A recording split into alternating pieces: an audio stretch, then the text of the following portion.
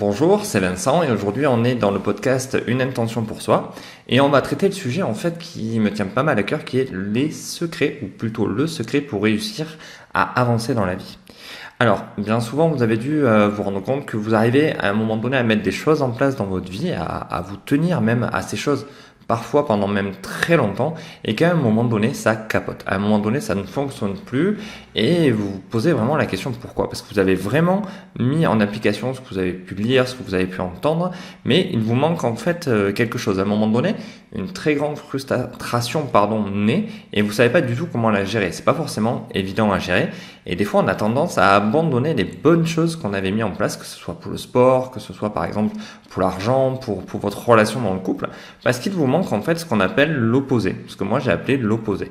En fait, c'est après la lecture d'un livre de T. Harv Eker, demandez plus le nom, je me rappelle plus là à l'instant T, mais je vous le mettrai dans les commentaires, que j'ai compris en fait que toute chose qu'on met en place qui nous demande, on va dire, un effort, qui nous demande quelque chose un peu de, pas de compliqué, mais quelque chose qui est pas forcément tout le temps naturel, hein, il faut mettre en place quelque chose d'opposé, de vraiment calme, de vraiment différent du premier projet. Alors je vais vous expliquer clairement avec le sport, comme je pourrais vous l'expliquer aussi avec l'argent.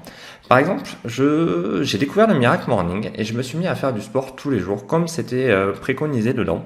Et j'ai eu au début l'effervescence, l'euphorie en fait de faire ça, de faire du sport, de me lever tous les matins. Alors moi j'avais trouvé ce créneau, c'était le matin à 6 heures.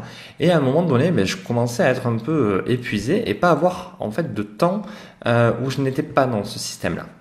Et après la lecture du livre de T. Harv Eker, je me suis justement mis à me poser la question de qu'est-ce que je pourrais mettre en face qui me permettrait en fait de me détendre, d'avoir un lâcher prise par rapport aux objectifs que je m'étais mis. Et par exemple, moi j'ai décidé que pour le sport, je n'irai plus le week-end. Le samedi et le dimanche étaient vraiment concentrés à me reposer, à faire autre chose que du sport.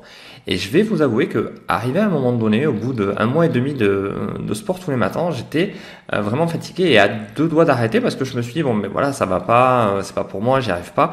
Et je commençais à me remettre en question.